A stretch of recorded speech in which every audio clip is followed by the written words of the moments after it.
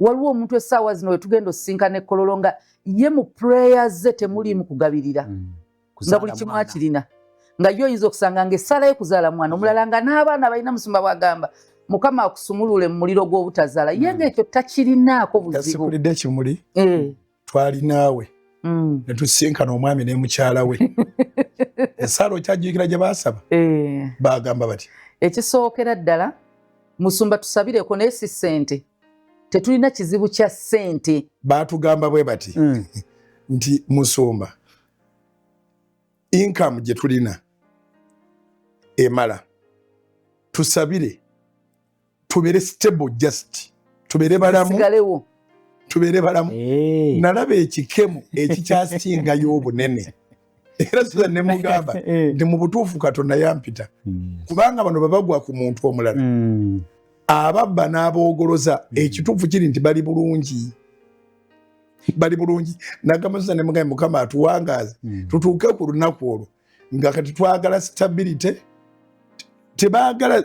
tebalinayo kizibu kya ssente baagamba tusabire ssente ze tulina tusobole okuwangaala n'abaana baffe tuziryeko tubere stable just webali weewo wetwabasanga twavaawo nga naffe tusanyaladde naye ng'ate bato yes kati ojasanga nti so ekizibu kyabwe kyo kyali kirala kati ye bw'abajja ekkololo asaba butadda mu muliro waliwo abagenda okujja ng'asaba kuva mu muliro ne wabaawo abagenda okujja ng'asaba butadda mu muliro Katonda amuseetudde essala ze tuze tusabira emyaka omuliro yaguvaamu agulengera emabega tayagala kuguddamu emusumba n'ekyo kipya nyina bammemba mu house of prayer ng'essaala yaabwe eri bweti ebintu byonna byenjogerako tibye batuukangako kyekibaleeta ne basaba obutayosa buli Sande bwe njogera nti n'opangisa akazigo katonya n'olinnya booda n'otuuka ng'enfuufu ekukubye tapangisangako tebapangisangako baava ewaka nga ssente weziri ne bagenda mu kusoma ne bagenda paka Makerere ne bamaliriza bakola zi law farms zaabwe bakola zi audit farms zaabwe bizinesi zaabwe baamala okusoma nga bataata ssente bakyazirina abaana babiliyonea n'abazadde babiliyonea ate tebeeraga naye byonna byetwogeramu nenva mu kyalo nenzija nenfuuka house boy tebabimanyi ebyo beewuunya nti obwo obulamu bwe butyo gye buli naye mu kubanga baalokoka obulamu baabuwa Kristo basaba ekintu eki abaana baabwe n'abaana b'abaana baabwe nabo bennyini obwo obulamu tebujjanga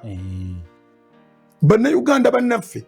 si buli gwolaba mu saavisi nti ekizibu ekyakuleese kyekyamuleese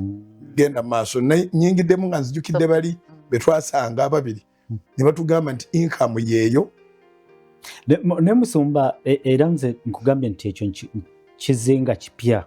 nti tuyita abantu okujja basabe bave mu muliro naye waliyo abatali mu muliro abaaguvaamu naye nabo kyetaagisa okusaba balemenga okudda mu muliro oteeka okubeera mu maaso ga Katonda okutuuka lwali kutwalira ddala gy'abeera bw'owona endwadde tolirakisinga pray so that you don't fall sick again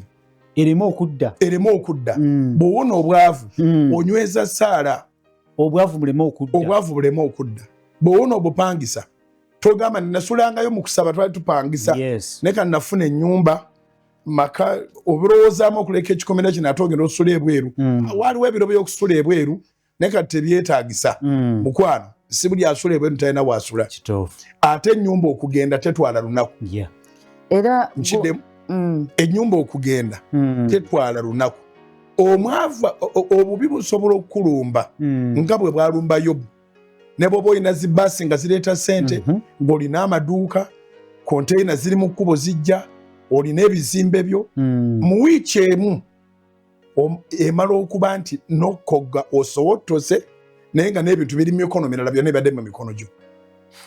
Musumba oyogedde ku bugagga nti busobola okuggwawo mu bwangu naye ate nze ndowooza ku bulamu nabwo n'obulamu nabwo busobola obulamu obwo